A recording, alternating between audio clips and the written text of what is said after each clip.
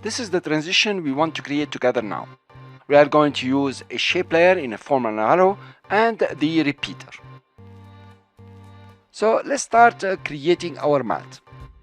For this you need a test composition, of course.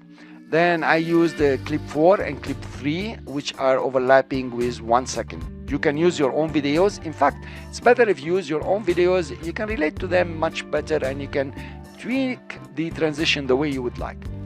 I'll show you now how to create the arrow in After Effects. Let's zoom out a bit. Then you want to use your rectangle tool, but make sure that the Bezier path is checked. We want to create a Bezier shape and not a parametric shape. We want to have a path and add some points for the arrow.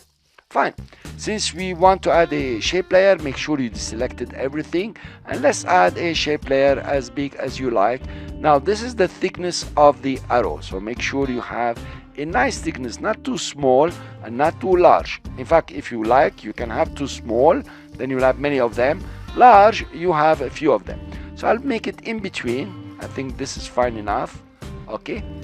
Then I would like to center it in the middle of the composition. Select the shape layer, put the anchor point in the middle using Ctrl-Alt-Home or Command-Option-Home on the Mac. If this is not working with you, your keyboard doesn't have the home or there is a problem, you can use the pan behind and then click and drag the anchor point using the control or the command. It will stop in the middle. Fine. Now I will zoom in so I can see where I want to put the new points, and actually I want to put them exactly where these rectangles are, but I want to use the path over here, so I want to put them on the path. Now to put them in the middle, I have no clue where's the middle. So how about if you use the rulers? To bring up the rulers, you press Ctrl R or Command R on the Mac. You can see the rulers.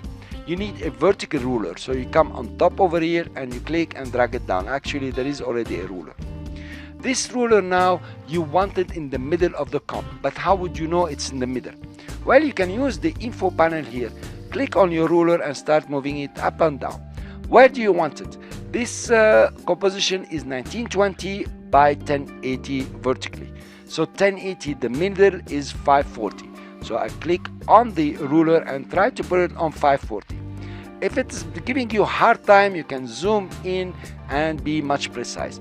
Notice when I pointed to the ruler, it says y equal 540, exactly in the middle. Now select your pen tool, here you are, and of course you're selecting the path, and then make sure that the view you have snap to guide on, here you are.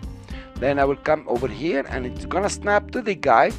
One is over here and one is over here. Of course it's not gonna put a point for me in the middle of the rectangle, it's gonna put it on its path, which is the border. Fine. Using the selection tool now, you select your 2 points. Notice this one is already selected.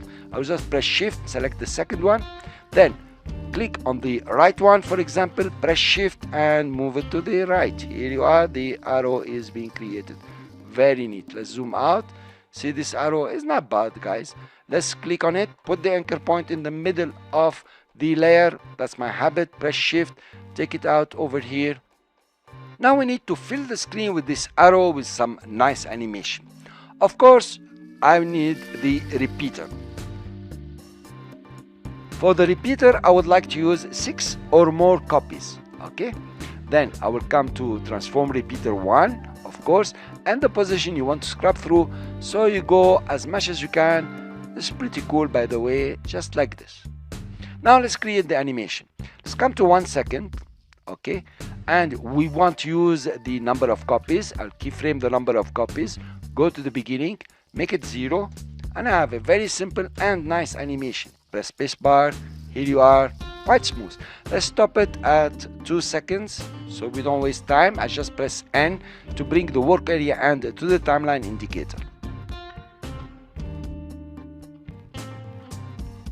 After you have replicated the arrow, you need to fill the screen. For this, you can scale it, it will be nice, but I do prefer to use the stroke and give the stroke a different color, and then when you use the Luma inverted, it's gonna give you a small effect here, which is very beautiful. Let's go to the beginning now. Let's find the stroke, it's just over here. keyframe the stroke. I believe it's at 0. Here you are. And then let's come at 2 seconds, for example. Make the stroke as big as necessary to fill the whole screen. Now notice I have a slight problem here. If I go like this, it's filling the screen, but I have this, corners. If I continue, I have a lot of idle time until it's covered, and it's not nice. So I will undo this one and try to adjust the position for the repeater. Here I am. I move it just over here. Okay, that will do. Go back to the stroke and then increase it until it feels cool. Now it's working 100%. Let's see your animation now. You have done a very beautiful one. If you followed along, here you are. Not bad. Of course, you can tweak it to your taste and so on. Notice that my arrow did not work at 100%. That's what's happening over here. Notice that this bottom one is not as big as the upper one. So maybe I did not adjust 100% the points when I added them. One is on top, one is on bottom here. Cool, don't worry about it. You can just come over here and start adjusting the first one. Okay, notice. So one is small, one is big. I'm gonna take this node a bit down. Now it's okay. I hope so. Fine, it's no problem. You can just adjust it. Now you have the animation. Of course, what you want to do is to go back. Okay, if it's good for you, you just apply Luma inverted, and let's see our animation. If I play, here you are. Pretty cool. You can adjust the speed the way you would like. Fine.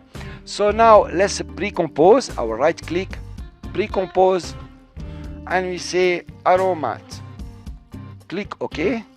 So you have the pre-composition, and then let's come to the end. That's 2 seconds over here. Press N to make sure it's 2 seconds, and then trim comp to work area. You come back over here. You have your matte now. You can place it anywhere you like. Let's place it over here. Okay, and bring this one to make it 2 seconds. That's what we worked on. Let's put the work area, B to start it, N to finish it. We play and let's see the result. Cool. You have a very nice animation with the arrow.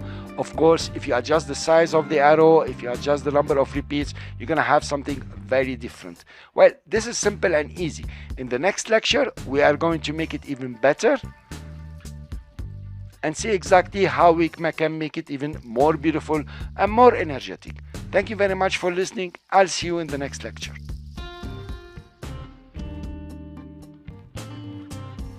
So guys, this was our achievement in the previous lecture. Humble achievement, but very important. I want to draw your attention to the use of the Luma inverted with the red color. If you come to arrow matte, you notice you have the red color here and the white. If you come back, you notice this is the effect of the white color in the Luma, and this is the effect of the red. If you change the color red here, you can reduce or increase the reveal or the effect of the Luma. For example, if you select your layer and go and make it 50% gray, here you are, 50% gray. You come back to the main, you notice now the influence is much more. The top layer has been less hidden and the bottom layer has been more revealed. Okay, you can change the way you want and play with the colors. Is pretty interesting. Cool. Now I'm gonna do a simple change that will really upgrade this transition. Select the shape layer here and go to the fill and the stroke and make them all 50%. Even the stroke, I'm gonna put it at 50%. Now I'm gonna duplicate the shape layer because I need a reveal with the white, and select the fill, make it 100% white, and the stroke, maybe you make it 100% white. Here you are.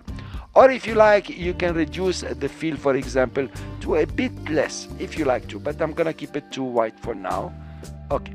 Now it doesn't make sense because they are on top of each other. So let's open all our keyframes, press U, and let's reduce the time of the transition, both of them. Just take it this way a bit. Okay. Take the top layer and move it to 2 seconds. Let's see what's happening now. The first layer will come in and then the second layer, and they will all close at the same time. Notice what's happening here. Okay, and then they will come out very easily. Fine, let's go see the effect here, and we play, we let it render. The first layer is coming in, then suddenly the second layer is gonna start. You notice it has started, and look at the effect here. Now you have a double arrow if you like, and they close. Pretty nice over here, and they go. Okay, let's play it. Here you are. With a simple change, you change the aspect or the look of the transition, and it's becoming much nicer. Now it's up to you how you play with it. I'll put it at 100% white. Maybe you change this one to a bit less and see the influence, how it will happen. This is the top layer. You go to arrow here, and let's play it. Here you are. You notice you have even more. So it's up to you. I want to undo this one. I press Ctrl Z. I prefer it this way. It's much nicer. I can see the double lines. Thank you guys for listening. I hope this was useful. I hope you liked my tip, and I will see you in the next lecture.